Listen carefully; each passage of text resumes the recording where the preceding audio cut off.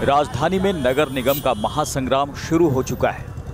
चुनावी संग्राम में जीत हासिल करने के लिए कांग्रेस, बीजेपी और आम आदमी पार्टी ने पूरा दम लगा दिया है। जहां एक और यूपी और उत्तराखंड के विधानसभा चुनाव की जीत के बाद ये चुनाव बीजेपी के लिए प्रतिष्ठा का सवाल बना हुआ है, वहीं दूसरी ओर कांग्रेस अपने अस्तित्व को बचाने की जंग लड़ रही है।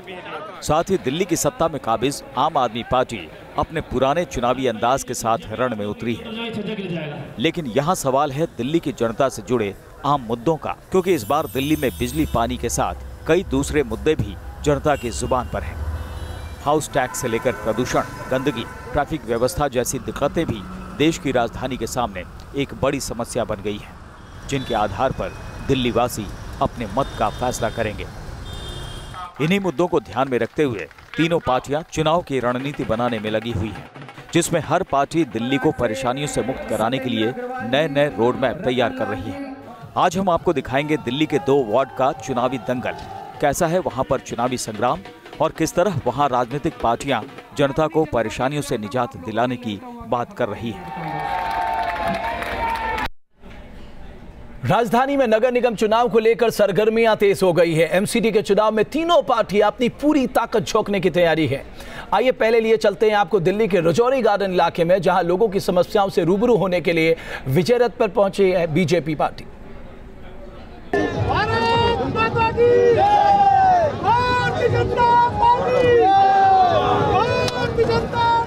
महाराष्ट्र नगर निगम चुनावों में जीत के बाद बीजेपी राजधानी के एमसीडी इलेक्शन में अपना विजय रथ उतार चुकी है और बीजेपी ने इसकी शुरुआत की है दिल्ली के राजौरी गार्डन इलाके से। यहां केंद्रीय मंत्री ने बीजेपी के रोड शो को झंडा दिखाकर विजय रथ को रवाना किया, जिस पर सवार दिखे दिल्ली बीजेपी अध्यक्ष मनोज तिवारी और विजय गोयल जैसे बड़े नेता। एक तरफ जहां दिल्ली की जनता के आम मुद्दे नगर निगम चुनावों को हवा दे रहे हैं, वहीं दूसरी ओर बीजेपी यहां दिल्ली सरकार की लापरवाही को गिनाते हुए और नए मुद्दों को चुनाव का नया एजेंडा बना रही है। बीजेपी की माने तो दिल्ली में हर तरह की अव्यवस्था ने चारों ओर अपने पैर पसार रखे हैं। हाईटेक तो हम हर गली गली को करना चाहते हैं। हम नहीं चाहते हैं कि रास्ते में कोई तार ऐसा मिले जो किसी तरह से असुरक्षा का कारण बने। जब तक हम एमसीडी को हाईटेक नहीं कर देंगे, डिजिटल बाय डिफ़ॉल्ट सब कुछ डिजिटल हो, ऑनलाइन हो, हमने 50% ऑनलाइन कर दिया है और बाकी 100% ऑनलाइन करना हमारा ये उद्देश्य है। और इसीलिए ये हाई फाई टेक्नोलॉजी ये बड़ी आसान टेक्नोलॉजी है और नरेंद्र मोदी जी इसको गली गली तक लाना चाहते हैं। हम यहाँ के इलाके की दिक्कतों से चुनौती देख रहे हैं। कांग्रेस की पिछले इलेक्शन में जमानत जब्त हुई थी 2015 वाली में, और इस बार आम आदमी पार्टी की भी साथ में जमानत जब्त होगी। चुनौती हमें इन तकलीफ़ों से है जो आप देख रहे हैं, गंदा पानी, बंद सीवरेज, और आप देख रहे हैं किस तरह में बार बार इन तारों के नीचे झुकना पड़ रहा है। ये चुनौती है हमारी, बड़ी चुनौती।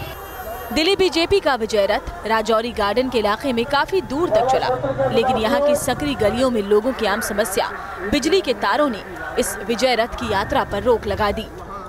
मनोज जी, इतना हाईटेक रथ जो है वो बनाया गया था और अब पैदल चलने की बारी है। कारण इसके तार हैं और कारण दिल्ली सरकार है। ये तो संजोग की बात है कि आज आप मेरे साथ हैं, वरना इसके पहले भी जब हम सड़कों पे चलते हैं तो जिन दिल्ली की सड़कों पे गाड़ी के साथ चलना मुश्किल है, जो सड़कों पे चलने में सुरक्षा है, वो दिल्ली को सुरक्षित क्या रखेगा। वादा करेंगे अगर इस बार आप चुनाव जीतते हैं तो ये तारों का जाल साफ हो जाएगा। ये चूँकि एमसीडी का इलेक्शन है, लेकिन हम वादा करते हैं कि इस एमसीडी में बीजेपी, अगले दिल्ली सरकार में बीजेपी, उसके बाद हमें 2 साल चाहिए।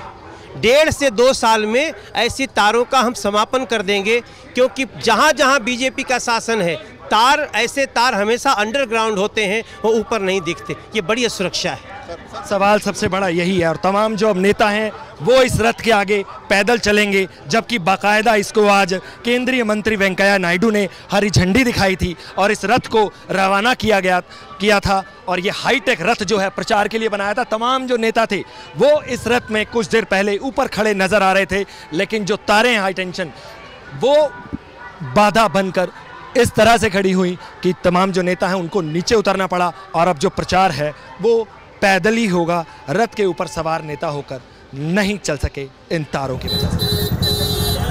वैसे ये सीट पिछले विधानसभा चुनावों में आम आदमी पार्टी की जीत से पहले कांग्रेस के कब्जे वाली ही रही है। दिल्ली कांग्रेस प्रदेश अध्यक्ष अजय माकन इस सीट पर 1993 से 2003 तक विधायक रहे।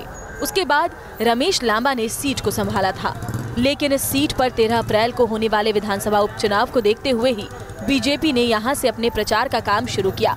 उपचुनाव के मद्देनजर बीजेपी अकाली दल की ओर से मनजिंदर सिंह सिरसा ने यहां कमान संभाली है। राजधानी दिल्ली में चुनावी माहौल है। एक तरफ जहां नगर निगम के दिल्ली में चुनाव है, वहीं दूसरी ओर राजौरी गार्डन इलाके में बाय इलेक्शन है, विधायकी के चुनाव भी हैं और सत्ताधारी पार्टी जो है केंद्र में बीजेपी, उसने इस सीट के लिए पूरा जोर लगा रखा है। दरअसल पंजाब में चुनाव लड़ने के मद्देनजर जो आम आदमी पार्टी के विधायक जरनैल सिंह थे, उन्होंने इस सीट से इस्तीफा दे दिया था, जिसके बाद इस सीट पर बाय इलेक्शन कराए जा रहे हैं और मनजिंदर सिंह सिरसा जो है वो बीजेपी के कैंडिडेट हैं और उनके प्रचार के लिए तमाम जो केंद्रीय नेता हैं उन्होंने इस सीट पर पूरी जान लगा रखी है। आज इसी के चलते मनोज तिवारी, वेंकैया नायडू जैसे तमाम जो नेता हैं वो रोड शो के लिए पहुंचे हैं यहाँ पर और 9 तारीख को इस सीट पर वोटिंग होगी और 13 अप्रैल को यहाँ के नतीजे जो हैं वो डिक्लेयर कर दिए जाएंगे।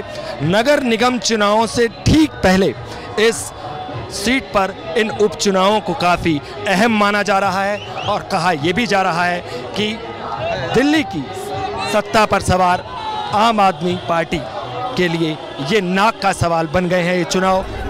दिल्ली नगर निगम के चुनावों में इस बार बीजेपी ने जनता के बीच जिस विजय रथ को उतारा है वो बेहद हाईटेक है और इसी रथ पर चढ़कर बीजेपी नेता दिल्ली की जनता से मुखातिब होंगे। ये विजय रथ जो है उसकी शुरुआत आज बीजेपी ने की है। तमाम जो दिल्ली की सड़कों पर केंद्रीय नेता प्रचार करेंगे, तमाम बड़े बड़े जो नेता प्रचार करेंगे वो इसी रथ के माध्यम से उस स्थान पर, उस जगह पर पहुंचेंगे और इस रथ के अंदर की तस्वीरें आपको दिखा रहे हैं जहां बाकायदा जो है टीवी लगे हैं, एलईडी स्क्रीन लगाई गई है। सामने अगर देखना हो तो वो भी पूरी उसकी व्यवस्था है सामने की तरफ और ये जो सोफे जो लगे हैं आप देख सकते हैं, 3 लोगों के बैठने की इधर व्यवस्था है और 2 लोग जो हैं वो सामने भी बैठ सकते हैं। हाईटेक रथ इसे बताया जा रहा है और साथ ही साथ अगर सामने की तरफ को आप इसके बैक साइड की तरफ अगर नज़र डालेंगे, टीवी एक छोटा यहाँ भी लगा है, साथ ही साथ फ्रिज की भी व्यवस्था है यहाँ और लिफ्ट जो है वो भी लगी। खाने पीने की मतलब जो व्यवस्था यहाँ इस रथ के अंदर वो भी दिख जाएगी। एयर कंडीशन रथ है, AC भी लगा है और यही रथ जो है वो तमाम दिल्ली की सड़कों पर घूमता नजर आ जाएगा। तमाम जो बड़े केंद्रीय नेता हैं वो इसी रथ में सफ़र करेंगे। इस लिफ्ट से ऊपर जाने की व्यवस्था है और ऊपर जाकर रथ के जो ऊपर पूरा बनाया गया बाउंड्री, उस वहाँ पर खड़े होकर लोगों को संबोधित भी कर सकते हैं। लोगों का स्वागत भी जो नेता करते दिखाई देंगे। अगले 14 दिनों तक मनोज तिवारी सभी संसदीय क्षेत्रों में जाकर इसी तरह रोड शो करने वाले हैं। हर वार्ड में 2 सभाएं भी होंगी और बड़ी जनसभाएं विधानसभा स्तर पर होंगी। दिल्ली से सूरज अरोड़ा के साथ टीम न्यूज़ नेशन। अब आपको दिखाते हैं दिल्ली के विकासपुरी इलाके का हाल। क्या है यहाँ की समस्याएं और क्या है यहाँ की जनता के मुद्दे जिन पर बीजेपी से लेकर आम आदमी पार्टी लोगों की परेशानियों को दूर करने की बात कर रही है। ये है पश्चिमी दिल्ली का विकासपुरी इलाका। यहाँ सड़कों पर फैला कूड़ा कचरा और पार्किंग की अव्यवस्था लोगों के सामने सबसे बड़ी समस्या है। विकासपुरी वार्ड दिल्ली के उन वार्डों में शामिल है जिसमें नए इलाकों को भी जोड़ा गया है। पहले इस वार्ड को वार्ड संख्या 123 के नाम से जाना जाता था, लेकिन इस बार हुए परिसीमन के बाद इस वार्ड का नाम 20S रखा गया। इस वार्ड में एक और कच्ची कॉलोनियां हैं तो वहीं दूसरी ओर बुढ़ेला गांव और पुनर्वासित कॉलोनी। यहाँ पीने के पानी की कमी से लेकर गंदगी के चलते बीमारियों का जाल चारों ओर फैला हुआ है, जो इस वार्ड के लिए नगर निगम के सामने सबसे बड़ी चुनौती है। इन्हीं चुनौतियों को देखते हुए बीजेपी पर यहाँ आम आदमी पार्टी भारी देखने को मिल रही है। आम आदमी पार्टी के प्रत्याशी यहाँ बीजेपी पर कुछ काम न करने के आरोप लगा रहे हैं। सबसे बड़ी समस्या यहाँ की है सफाई की, जिसके लिए मैं काम करना चाहती हूँ। और आप देखिएगा सीवर लाइन में भी बहुत बड़ी समस्या है। टी कैंप में हम जाते हैं तो वहाँ पे बहुत गंदगी है, जिससे लोगों को निकलने में परेशानी होती है। उनके रहने में बहुत दिक्कत है, वहाँ पे मच्छर पनपते हैं जो कि उनके लिए बहुत हार्मफुल हैं। इस वार्ड को देखने के बाद इस बात से इनकार करना मुश्किल है कि यहाँ पर नगर निगम की तरफ से कोई काम किया गया है कि नहीं, और इसी वजह से हाल ही में विकासपुरी वार्ड से बीजेपी के कई सदस्य आम आदमी पार्टी में भी शामिल हुए। हालांकि बीजेपी अपने ऊपर लगे आम आदमी पार्टी के आरोपों से साफ इनकार करती नजर आ रही है। सफाई व्यवस्था तो बहुत ही दुरुस्त है हमारी विकासपुरी की। सफाई कर्मचारी पूरी तरह से अपना काम कर रहे हैं। आप लोग भी देख सकते हैं सड़कें और पार्कों में बहुत काम हुआ है। हमारे जो पार्षद रहे हैं बीजेपी के कर्मवीर शेखर जी, वो बहुत ही चुस्त कार्यकर्ता हैं और आने वाले समय में इसको हम और बेहतर बनाएंगे। जहाँ थोड़ी बहुत कमियाँ हैं, क्योंकि थोड़ा ओवर पॉपुलेटेड एरिया है, तो ये है कि एक नियमित रूप से सफाई बहुत ज़रूरी है। परिसीमन के बाद इस वार्ड में मतदाताओं की संख्या करीब 1.5 गुना बढ़ गई है, जिसमें यहाँ के लोग बाजार से लेकर कॉलोनियों तक में अव्यवस्था की बात कर रहे हैं। यहाँ के लोगों की माने तो वार्ड में एक बड़ा बाजार होने की वजह से सबसे बड़ी परेशानी पार्किंग की भी है। वार्ड नंबर 20S की जो सबसे मेन मार्केट है वो है सेंट्रल मार्केट बुटेला, जहाँ पर हम खड़े हैं। मेरा नाम विकास है और जो सबसे बड़ी प्रॉब्लम है वो है पार्किंग की, कुछ सफाई की और उससे बड़ी प्रॉब्लम है सीवर की।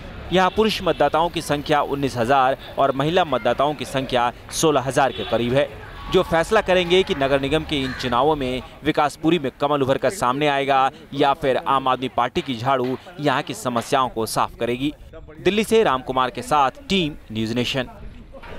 एमसीडी चुनाव सिर पर हैं और एक के बाद एक दिल्ली के मुख्यमंत्री अरविंद केजरीवाल की मुश्किलें बढ़ती जा रही है और अब शुंगलू कमेटी की रिपोर्ट ने आम आदमी पार्टी को मुश्किलों में डाल दिया है। एमसीडी चुनाव का काउंटडाउन शुरू हो चुका है और दिल्ली के मुख्यमंत्री अरविंद केजरीवाल आरोपों में फंसे हैं। इस बार दिल्ली में नगर निगम के चुनाव से पहले आम आदमी पार्टी के सामने जो सबसे बड़ी समस्या आई है वो है हाल ही में आई शुंगलू कमेटी की रिपोर्ट, जिसमें भ्रष्टाचार से लेकर सत्ता के दुरुपयोग की बातें सामने आई। केजरीवाल सरकार के फैसलों की जांच के लिए पूर्व एलजी नजीब जंग ने जो शुंगलू कमेटी बनाई थी, उसकी रिपोर्ट में केजरीवाल पर गंभीर आरोप लगाए गए हैं, जिसका एमसीडी चुनाव के मद्देनजर बीजेपी को फायदा होना लाजमी है। और इसी भ्रष्टाचार के मुद्दे को लेकर बीजेपी आम आदमी पार्टी पर हमलावर नजर आ रही है। शुंगलू कमेटी में जिस तरह से भाई भतीजावाद सामने आया, जिस तरह सत्ता का दुरुपयोग सामने आया, जिस तरह संवैधानिक व्यवस्थाओं का उल्लंघन सामने आया और एक तरह से इन्होंने सीधे तौर पर सरकारी धन का दुरुपयोग किया है और अपने पद का दुरुपयोग किया है, ये गंभीर मामला है और इससे लगता है कि सरकार जो है ये एक भ्रष्टाचार की जननी बन गई है। इस कमेटी ने अपनी 101 पन्नों की रिपोर्ट में केजरीवाल पर सत्ता का दुरुपयोग का आरोप लगाते हुए उनके कई फैसलों पर सवाल खड़े किए हैं। कमेटी ने दिल्ली में मोहल्ला क्लिनिक के सलाहकार पद पर स्वास्थ्य मंत्री सत्येंद्र जैन की बेटी की नियुक्ति, आम आदमी पार्टी के दफ्तर के लिए आवंटित बंगले का फैसला, स्वाति मालीवाल को दिल्ली महिला आयोग की अध्यक्ष बनाना और उन्हें घर मुहैया कराने पर सवाल, निकुंज अग्रवाल को स्वास्थ्य मंत्री का ओएसडी बनाए जाने पर सवाल, आप विधायक अखिलेश त्रिपाठी को अनुचित ढंग से टाइप 5 बंगला आवंटित का फैसला। रिपोर्ट सामने आने के बाद पूरे मामले में केजरीवाल सरकार के मंत्री और आम आदमी पार्टी के नेता बैकफुट पर दिखाई दे रहे हैं, लेकिन चुनाव सिर पर है, इसलिए वो बीजेपी पर पार्टी को बदनाम करने का आरोप लगा रहे हैं। जैसे ही चुनाव आते हैं, भारतीय जनता पार्टी हमेशा की तरह आम आदमी पार्टी के ऊपर बाल्टी भर भर के कीचड़ उछालना शुरू कर देती है। ये पहली बार नहीं है, आप सबकी जानकारी में है। 2015 का चुनाव हो, 14 का चुनाव हो, चाहे 13 का चुनाव हो, हर बार यही हुआ है। केजरीवाल ऐसे समय पर आरोपों में घिरे हैं जब पार्टी के सामने सबसे बड़ा इम्तिहान है। पार्टी को न सिर्फ नगर निगम चुनाव में जीत हासिल करनी है, बल्कि आम लोगों के भरोसे को भी जीतना है। Deepak Rawat, news nation, Delhi. इस खास पेशकश में बस इतना ही।